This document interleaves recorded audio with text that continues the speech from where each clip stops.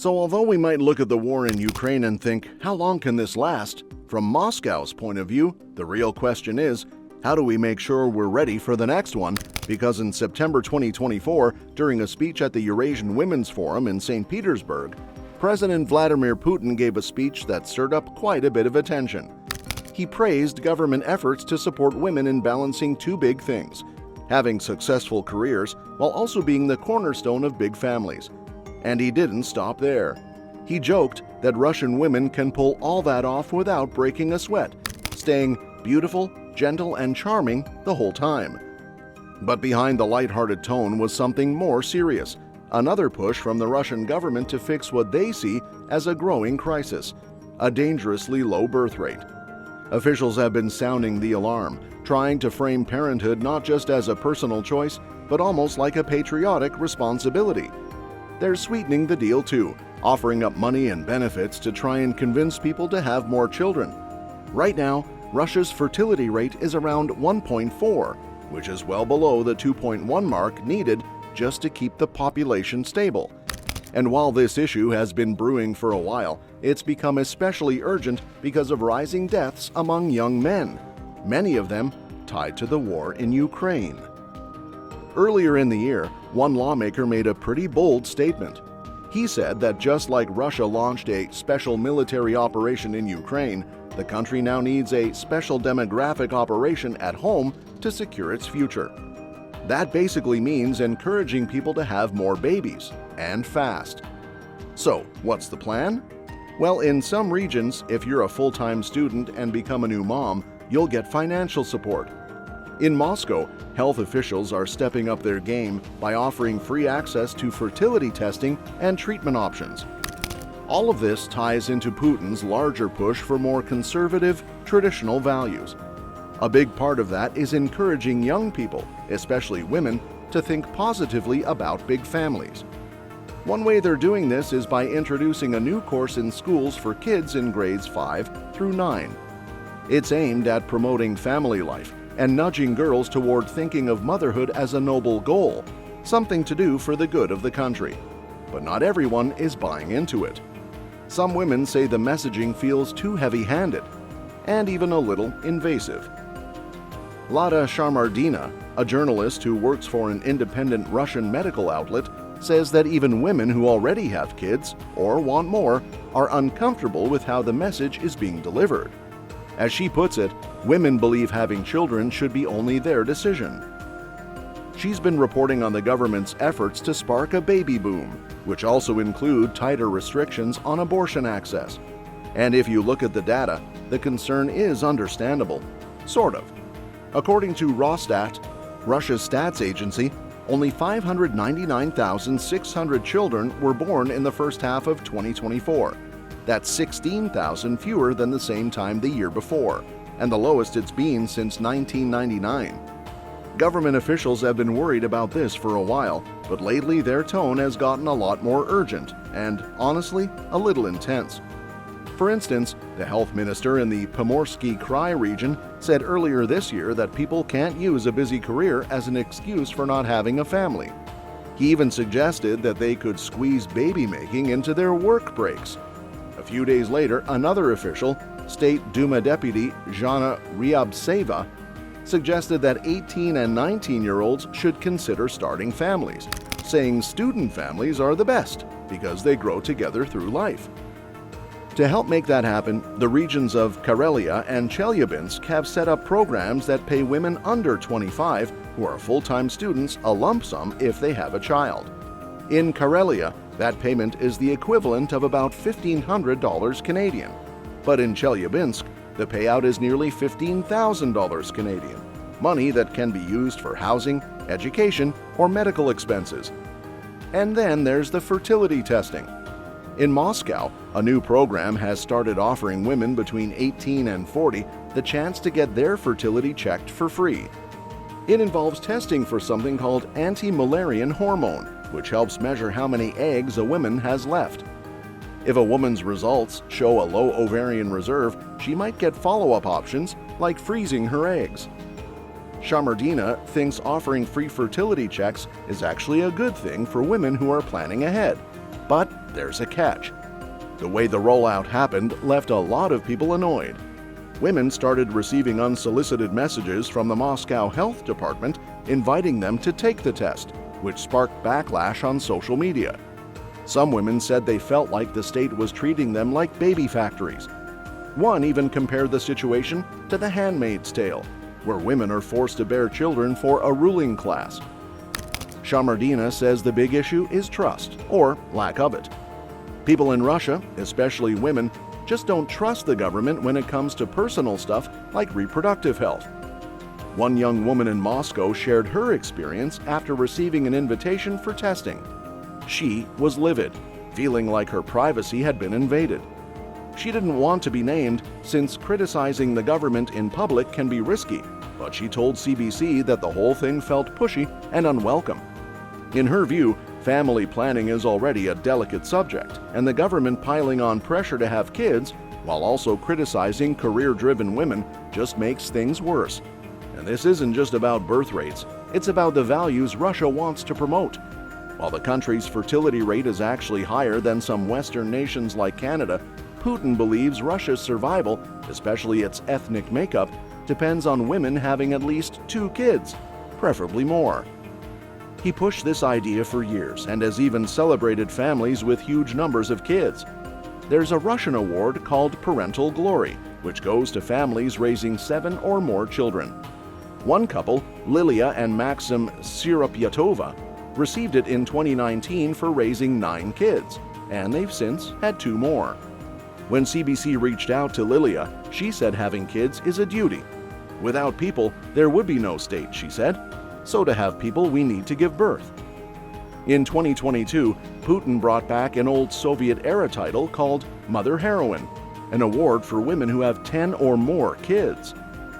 Demographer Alexei Raksha thinks the whole strategy is stuck in the past. They want to return Russia to the 19th century, he said, referring to the push for women to start having children earlier and in larger numbers. Raksha says Russia isn't the only country trying to bump up its birth rate, but in places like Russia, where democracy is limited, the government tends to tie family size to national strength. He also thinks the government's approach won't work. The real reason birth rates are so low today, he argues, goes back to the 1990s. After the Soviet Union collapsed, birth numbers plummeted, and now there just aren't enough women of childbearing age to turn things around quickly. Meanwhile, Russia's messaging is getting even more aggressive. In some areas, anti-abortion campaigns are gaining ground. One church in Severodvinsk shared a poster online showing an unborn baby next to a child dressed as a soldier. The caption reads, "Protect me today, and I can protect you tomorrow. Abortion is murder." This all comes as 2024 has been dubbed the Year of the Family by Putin, but critics say the policies are going too far. In one case, a woman named Natalia, who already had several kids, went to a clinic in Cherepovets to get an abortion. She was turned down. The staff told her they were under instructions to convince every woman under 50 to carry their pregnancy to term. So the drive to boost birth numbers, and maybe even future soldiers, is happening alongside a deepening demographic crisis. Birth rates have dipped to levels not seen since the late 1990s. And to make things even more complicated, hundreds of thousands of young Russians have left the country in recent years, seeking better opportunities elsewhere. So while the government keeps offering payments, rolling out lessons, and reviving Soviet-style awards, the bigger issue remains. Many women just don't want the state interfering in something as personal as family planning. And unless that changes, all these flashy incentives might not be enough to reverse the trend. So when you think about it, Russia's push to increase its birth rate isn't just about demographics or culture, it's also about preparing for future conflict. Because from Moscow's point of view, war isn't just a temporary crisis, it's something they see as part of the long-term geopolitical reality, especially in their relationship with the West. That means they're not just fighting in Ukraine today, they're thinking about what's coming 10, 20, even 30 years down the line. And in that future, they'll need more people, more workers, more taxpayers, and yes, more soldiers. Having a larger population gives any country more strategic options. More people mean a bigger military pool, not only for combat roles, but also for the support and logistics that make a modern army work. And Russia knows this. After all, even though it's one of the largest countries in the world by land, its population, around 145 million, isn't actually that big compared to major powers like China or the US. What makes this more serious is that Russia's population has been shrinking for years, especially since the collapse of the Soviet Union. Combine that with a low life expectancy, high rates of alcoholism, and a healthcare system that struggled in rural areas, and you've got a demographic time bomb. This is part of why Russian officials and state media have increasingly focused on encouraging families to have more children. They've launched government programs that offer financial incentives for bigger families, including so-called mother capital payments. But it's not just about boosting numbers, it's also about creating a narrative, one where large families are patriotic and motherhood becomes tied to national service. It's framed as doing your part for the future of Russia, especially while the country is locked in what the Kremlin paints as an existential struggle with NATO and the West. And while that may sound like just propaganda, it does tie into a much deeper strategic concern. If Russia wants to remain a major military power decades from now, it simply needs more people. You can't modernize your armed forces or maintain your global influence if your population is aging and shrinking. That's just reality. So, in a way, promoting childbirth today is also a form of national defense policy. Now, here's where things get even more unsettling. Because if Russia is gearing up for future conflicts, then that suggests something else. They don't plan on stopping after Ukraine. They might not say it out loud, but their actions tell a different story. The way they're digging in, restructuring their economy for wartime production, and making long-term military investments, these aren't the moves of a country that's looking for an off-ramp. It's more like they're preparing for a prolonged era of confrontation, not just with Ukraine, but with the Western world in general. This mindset, often called the Fortress Russia mentality, sees the country as surrounded by hostile forces. From that perspective, peace is temporary, but conflict is ongoing. So even if the war in Ukraine ends, Russia may just be preparing for the next one. It could be in the Baltics, or with NATO directly, or in another post-Soviet space like Georgia or Moldova. There's no shortage of flashpoints, and if that's the direction they're heading, then boosting the population makes even more sense, at least from a hardline strategic view. But it also reveals something more troubling, that the war in Ukraine might not be seen as a mistake or a misstep inside Russia, but more like a training ground, a way to reshape the military, harden public opinion, and mobilize society for long-term confrontation. The sacrifices today could be framed as laying the foundation for a more powerful Russia tomorrow, one with a new generation of citizens raised during wartime, used to scarcity and loyal to the state. Now, obviously, not all Russians buy into this narrative. There's been quiet resistance, and many have fled the country to avoid mobilization or simply to escape what they see as a bleak future. But the Kremlin doesn't need everyone on board. They just need enough. Enough to keep the economy running, to fill the ranks of the military, and to create a culture that doesn't question why the country always seems to be at war. And that brings us back to the bigger picture. Because while a baby boom might sound innocent on the surface, in this context, it's anything but. It's part of a long game, one where Russia isn't just trying to survive, but trying to reassert itself as a global power, even if it means decades of tension and conflict. They're not banking on peace, they're banking on being ready when the next war comes. And from that angle, the push for more children isn't about family values, it's about building a future army. Now, this is all happening because Russian authorities are getting increasingly desperate to reverse a major population crisis, one that's been made even worse by the war in Ukraine. And the latest example of just how far they're willing to go? They're offering schoolgirls, some still in their teens, the equivalent of $1,200 to have children. That's not an exaggeration. In the western Russian region of Oryol, which sits just a couple hundred miles south of Moscow and not far from the Ukraine border, teenage girls in full-time education are now eligible for a one-time cash payment if they get pregnant and register the pregnancy. It's the first region in Russia to extend the incentive to school-age girls, although it's already one of 40 regions that offer payments to university students who become mothers.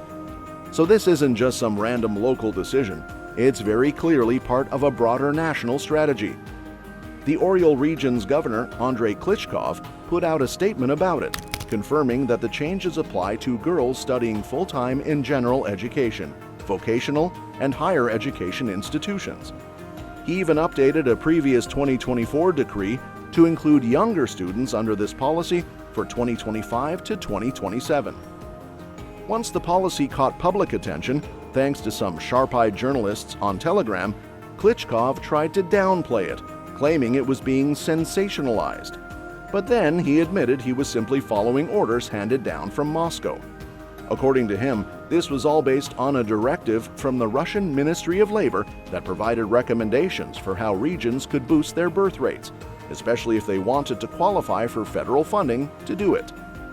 Now, even though Klitschkov insisted that no school-age girls currently fall into the payment category in his region, the policy is still there.